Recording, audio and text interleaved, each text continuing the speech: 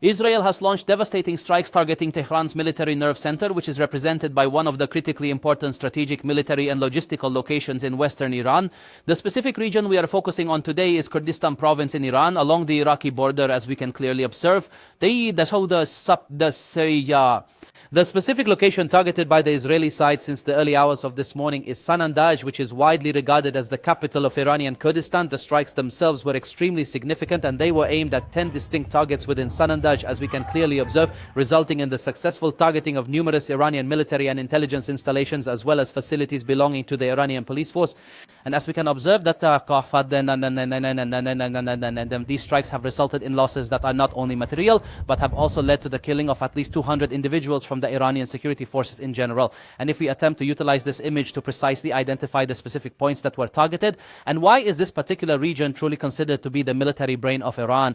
Here we will observe that we are presented with several useful indicators and structures, such as those inherent in the roads themselves, as well as from the trees. Everything visible before us gives us an opportunity to discern through careful observation and our angle of view that the area which was impacted lies in this particular direction. Therefore, we will now proceed towards that area to gain a more comprehensive understanding. And we are heading to Kurdistan province, to Sanandaj specifically. This is the area. The exact point that corresponds to the image we observed a short while ago. It's situated approximately to the west of this significant city, precisely at this specific section we are seeing here. You will notice that all the identifying markers we naturally saw from this region are identical, and therefore this confirms that we are indeed looking at a shot that originated specifically from this very building, and the perspective is in this particular direction. We're trying to move the satellite and confirming all these signs to determine the explosion's origin. And once we pause here and analyze this building and image, you'll notice the line of sight almost comes from this direction. This implies the explosion likely originated at this square. We start attempting to proceed towards the very spots where the explosion took place, and we will observe these extremely distinctive buildings exactly where the explosion occurred. These structures are entirely isolated from the city, and as we can observe, they stand apart from each other. And even if you attempted to land a satellite in other you would not be able to succeed. This truly underscores the critical importance of this entire region, but rather to the north of these very buildings, which have been subjected to numerous strikes. You'll observe a very clear military facility evidently intended for the storage of weaponry, which appears to be specifically designated for housing bombs and highly volatile explosives. It is in particular isolated and interred beneath the ground.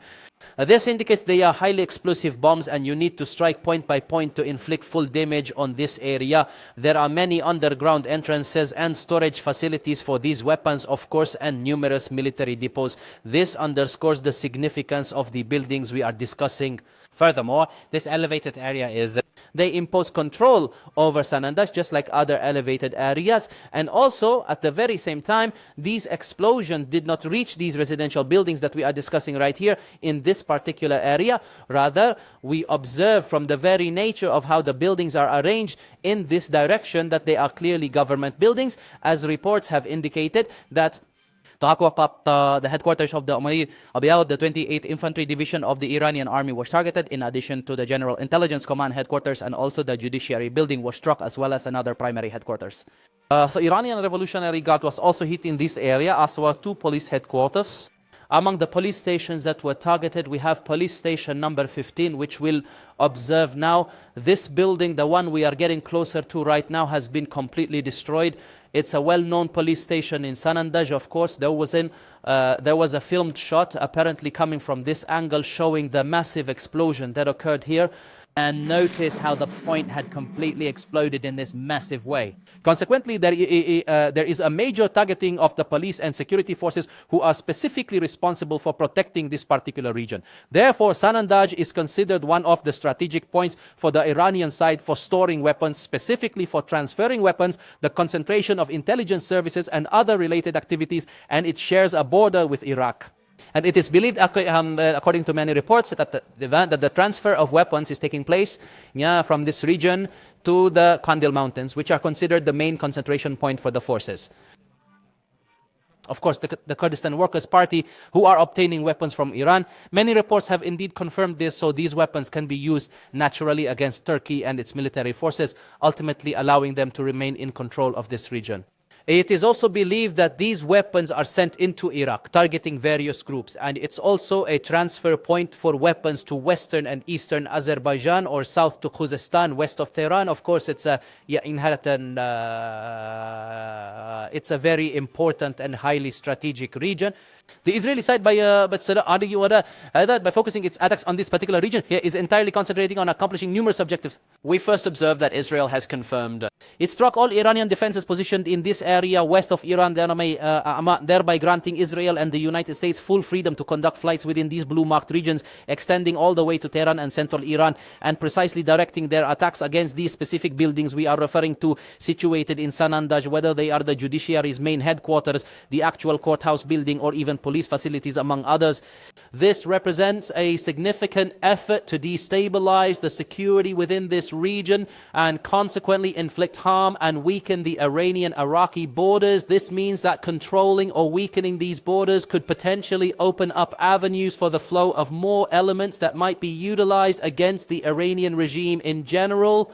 Even if the Workers' Party is currently present and actively protecting this particular region, however, with advancements in technology, the capabilities of drones and other factors, these situations could potentially escalate and develop further. Moreover, Sanandaj is widely regarded as one of the key areas where significant demonstrations erupted during the period of Mahsa Amini's death, fueled by intense anger against the Iranian regime. This means it is, broadly speaking, one of the cities that harbors deep resentment and anger towards the Iranian regime.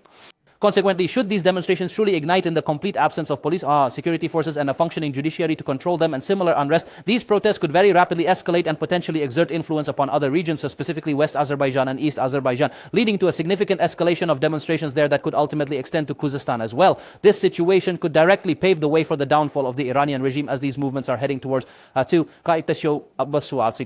Tehran is being subjected to a lot of bombing and attacks. As we can observe, Israel is consistently clearing the path and preparing the airspace for American aircraft. This is done through this map to facilitate the deeper penetration of strategic bombers into Iranian territory. The aim is to achieve strikes that will further weaken the regime significantly and which can then be exploited by the protesting population. This is the clear plan evident from the very statements made by US President Donald Trump or even by Israeli Prime Minister Benjamin Netanyahu himself. And reaching Khuzestan should protests erupt and then extend throughout that region, this would indeed present a significant problem. Why is that? Because Khuzestan fundamentally represents the vast oil reserves within Iran, and it serves as the most important and strategically vital oil point for the entire nation of Iran. Furthermore, Tehran represents the financial heart of the nation, and when we discuss Isfahan, we are referring to its industrial might. Therefore, the collapse of these crucial cities or their immediate and significant impact in any way whatsoever, especially with the escalating developments in these western Iranian regions, would unequivocally signify that the current circumstances are rapidly, indeed very rapidly, approaching their ultimate conclusion. Today, for instance, we observe Tehran with these developments was subjected to carpet bombing. Note this bombing, which they call carpet bombing, which came in this manner from foreign Israeli elements. The widespread attacks are extremely dangerous here, hitting Iranian regime strongholds and Iranian security forces. Now, there's a much greater focus on police stations and Basij forces to weaken them and give protesters more freedom to exploit these strikes. That's the situation. The Iranian capital, Tehran, is witnessing today a truly massive scale of destruction, and it's highly probable that these strikes will intensify further, especially with the escalating rhetoric from American, Israeli, and even international sources. And we generally observe that Israel is actively operating across all these regions that are visible to us here. It is specifically focusing its efforts on striking all these areas significantly, particularly targeting the capital, Tehran. In Qom, in Karaj, in Isfahan, as we can observe here, and also in the western regions that we are discussing. As for the United States, it is specifically focusing on these American maritime regions. It is working extensively to target all these areas, attempting to establish and then re-establish control over the vital Strait of Hormuz and the entire Arabian Gulf. This is because there are several Arab Gulf states that are also currently subjected to significant pressure. Consequently, the responsibilities and tasks are clearly divided between the United States and Israel in precisely the manner that we are now observing. No, in fact, the United States has started to escalate pressure on the Iranian Navy in this region by launching extremely violent strikes now against Shiraz, specifically targeting the Shiraz base. This comes as the US has moved the USS Abraham Lincoln aircraft carrier even closer to the Iranian coasts to intensify these attacks. And observe this region that up to this very moment, Iran's air defenses are still quite strong. They remain in the red according to the specific classifications from the Israeli Ministry of Defense. But note what US Central Command published. is it was reported that it successfully struck the Iranian Su-22 Usha Su-22, as we can clearly observe right here. It also targeted specific objectives related to the explosive Shahed 136 unmanned aerial vehicles, and you will also notice that yet another Su-22 aircraft was similarly struck. Why, one might ask, is the United States choosing to strike these particular aircraft? And this is an Adisha for a very clear and compelling reason, because there were experiments carried out by non-Iranians back in the year 2020 involving the installation of missiles on these specific aircraft ranging from the Fajar 4 all the way to Yasin missiles, through which the Fajar 4 in particular is designed to function as a guided missile.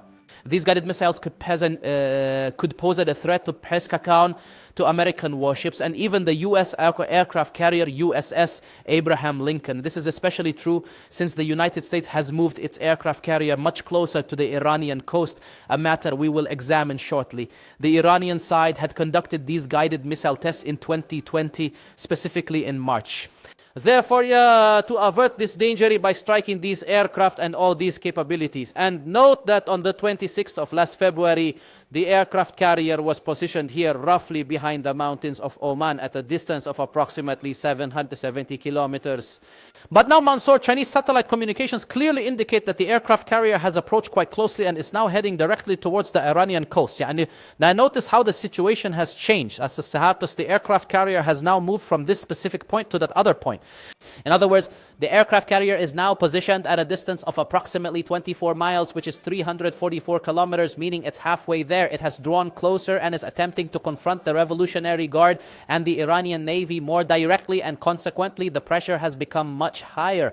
The strikes have begun to escalate, and this is due to a very important reason, because the Iranian party is not merely pressuring Israel, but it is striking everything. It's hitting the entire region. And the Arabian Gulf is being hit quite severely. We observe Qatar, for instance, which was one of the nations that sided with Iran in numerous situations alongside the Hamas movement and these other factions. However, ultimately, it has begun to face many strikes with a focus on the American base. But this is a matter of sovereignty for the state of Qatar. And you'll notice that Iran's primary focus is directed towards Bahrain and also Abu Dhabi, as well as Dubai, to varying degrees. And even because of the clashes and the sheer intensity of the engagements in this region, today 3 F-15 aircraft were shot down due to friendly fire. It was the Kuwaiti defenses that were responsible for downing these planes. This was due to the engagement and error occurred and the aircraft crashed. The pilots were not killed, but we are talking about planes that are valued at up to $90 million for each one. This is certainly not an easy gain, and it is not an easy loss either. However, losses are always to be expected in this particular war. At the very same time, Iran has not only escalated its actions in the Middle East, but it has also begun to escalate tremendously in the direction of Cyprus. Please note that this is Cyprus, which Iran is now actively targeting. There is a specific point that clearly confirms to you that Iran has indeed started targeting it, as is quite evident right here. And this region, for those asking about the distance, is approximately 108 kilometers.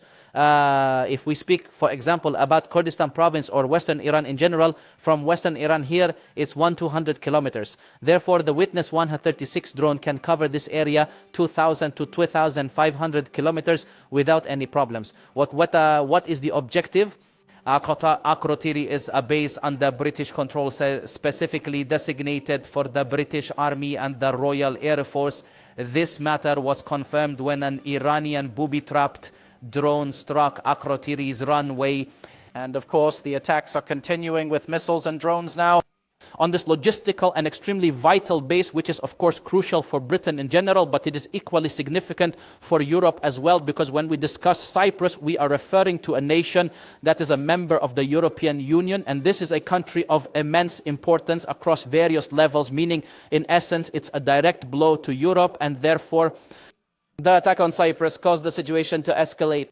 And that statement was issued by France, Germany and Britain, who threatened these nations that they would intervene in this war and indicated they might intervene to remove this threat and strike missile capabilities and more. Consequently, we will see another form or alliance, perhaps European this time, directed against Iran and not solely originating from the Arabian Gulf. However, the Iranian side never ever forgets its objective of striking Israel, and their primary focus is heavily directed towards Israel, specifically Tel Aviv, and to an even greater extent towards Haifa. Indeed, this intense concentration on Haifa ultimately compelled Hezbollah to officially enter and participate in this ongoing conflict. And we are currently discussing guarding Lebanese Hezbollah with some artillery. Waqa'ati Zalak, which launched numerous missiles towards Israel, and the air raid sirens sounded in this particular way and manner. The Golan Heights and the north, of course, to Rawai, to reach Haifa. In this way, the Israeli side dealt with these missiles, but this is the start of a war, and Israel has clearly stated it will launch severe strikes and begin a ground operation. They started started many operations naturally within Lebanon and appreciated the Lebanese government, which is now taking action against Lebanese Hezbollah. But at the same time, if you've noticed, Israeli missile strikes can bypass defenses despite the experience we've seen from the Israeli side. We observe here, for example, during the 12-day war, Israel benefited from closing the gaps, but some missiles did reach and strike, like this one we just saw, that struck a specific point. The point, however, is not a strategically important one. It was a road, and that's where it landed. This missile has fallen on it. Missiles are falling everywhere, yet they are maneuvering. Yeah, you can observe that they are capable of maneuvering, even outmaneuvering THAAD, outmaneuvering Patriot, and achieving the precise strikes they are seeking. This is due to many reasons, and as Iran employs hypersonic missiles like the Fatah 2, which we see here. Its launch towards Israel has been documented. The missile proved to be dangerous, Fatah 1, Fatah 2. These are missiles that are extremely fast, particularly as they arrive at their final stage and the critical landing phase in order to precisely guide the strike. You also note that there are numerous theories regarding Iranian missiles. For instance, this missile that we are seeing glowing brightly, it appears as though the defenses struck it, causing it to descend in this particular way. However, we also observe that there are what resemble shrapnel, or perhaps burning or incandescent objects.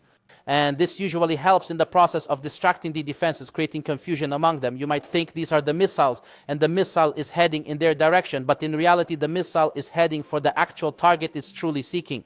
Consequently, this might be a specific technique utilized by the Iranian side, specifically designed to deceive or create confusion for the opposing defense systems. Or in actual fact, these fragments are a direct result of the missile striking its target, and when it impacts, these fragments scatter widely, thereby assisting in one way or another in successfully reaching the intended destination. These specific fragments of the missile are directed towards the ultimate target point it seeks. However, it is also conceivable that these missiles could be equipped with cluster warheads, each carrying multiple projectiles. Consequently, when they strike, they would descend in this manner upon Israel. Regardless, the missile possesses the capability to strike Israel. However, the targets that have been struck by the Iranian side against Israel up to this very moment are not strategic in nature, nor do they hit command areas, nor have they resulted in the killing of significant officers or important leaders, as was indeed the case for the Iranian regime and the commanders they lost specifically due to the Israeli strikes.